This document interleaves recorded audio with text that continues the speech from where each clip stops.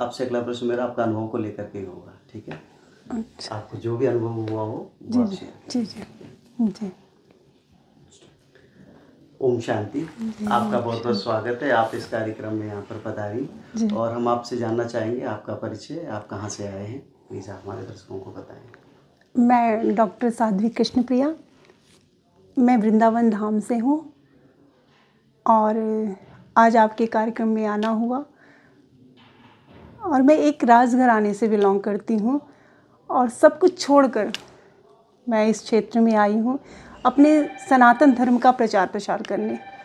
और मुझे लगता है इससे बड़ा कोई कार्य दुनिया में हो ही नहीं सकता।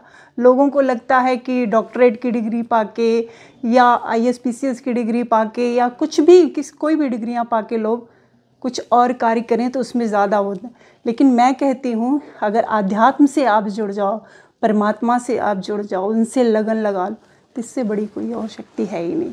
जी जी जी बहुत अच्छा लगा आपने जो बात कही है कि परमात्मा से जुड़ना ही बहुत बड़ी बात है, जी ऊंची श्रेष्ठ बात है। जी जी दुनिया में लोग क्या क्या पढ़ाइयाँ करते हैं, क्या जी कुछ करते हैं, जी लेकिन आपने जो ये जीवन चुना है, जी जो जी परमात्मा की शरण में आप आए, परमात्मा को याद करते हैं, जी जी। तो आज यहाँ पर जब आप आए इस कैंपस के अंदर, ब्रह्मा कुमारी के इस केंद्र में, तो आपको क्या अनुभूति यहाँ पर हुई? देखिए, मैं बचपन से इतने बड़े घर से होने के बाद जब गरीब लोग आते थे तो लगता था कि सब लोग अरे ये छोटे घर से है, अरे ये निम्न वर्ग का है, इसको यहाँ बिठाओ, इसको ऊंचे पे नहीं बिठा सकते।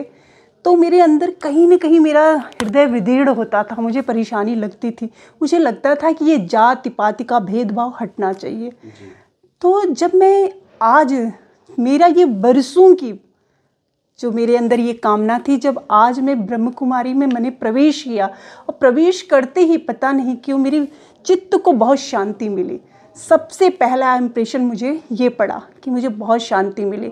और जब यहाँ आया देखा संत सम्मेलन, और संत सम्मेलन में भगवा और श्वेत दोनों का जब मैंने मिश्रण देखा तो मैंने बोला भी है कि राम जी और शंकर भगवान, और शंकर भगवान हमारे करुणा के अवतार हैं और आप लोग उनके उपासक हैं।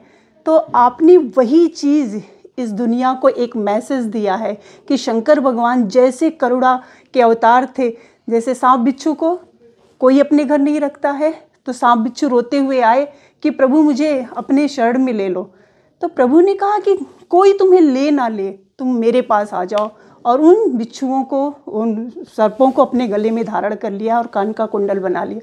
फिर भूत प्रेत आए। भूत प्रेत ने कहा कि प्रभु मुझे लोग मार के बोतल में बंद कर देते हैं, तो हमें जो है हम लोग कहाँ जाए।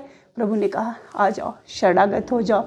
तो देवादिदेव महादेव ने सबको अपनी शरण में लिया। और जो आग धतूरा होता है उस पुष्प को कोई नहीं पूछता।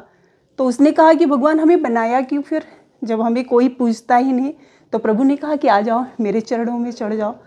तो प्रभु ने कहने का तात्पर्य ये है कि जिसको कोई ना पूछे, जिसका कोई त्राण ना हो, कोई जिसका आश्रय ना हो, वो देवादिदेव महादेव के शरणों में।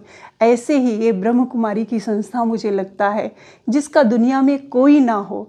और सबसे बड़ी बात है जाति पाति का भेदभाव न, सबको एक बराबर समझ रहे हैं।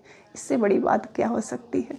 जी बहुत बहुत शुक्रिया आपका, आपने अपने विचार रखे। और हम चाहेंगे कि आप आगे भी आप यहाँ करके आ सकते हैं कभी भी, और यहाँ पर आकर के जी बिल्कुल बिल्कुल आएँ। और आज मुझे ब्रह्म कुमार भाई जी ने मुझे ये भेंट दी। मुझे इतनी प्रसन्नता हुई कि मैं बचपन से ठाकुर जी की पूजा करती थी, मैं अपने कन्हैया की पूजा करती थी। उन्हें कैसे पता चल गया कि मैं इनकी दीवानी हूँ, और आज उन्होंने मुझे भेंट दिया। मैं उनको तहे दिल से जो है उनका आभार व्यक्त करती हूँ। और मुझे ब्रह्म कुमारी बहनों से और ब्रह्म कुमारी भाइयों से सबको मेरा सादर प्रणाम और जय श्री राधे। Thank you. जय श्री राधे। आपने अभी स्त्री जाति के लिए कहा, स्त्री जाति को आप सच में जोड़िए, और ऐसा कोई कार्य दुनिया में बना ही नहीं है कि जो स्त्री जाति नहीं कर सकती है।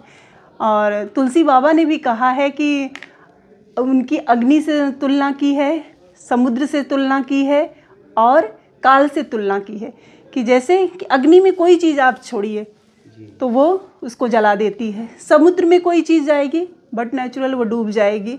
ऐसे काल के गाल से आज तक कोई बचा नहीं है।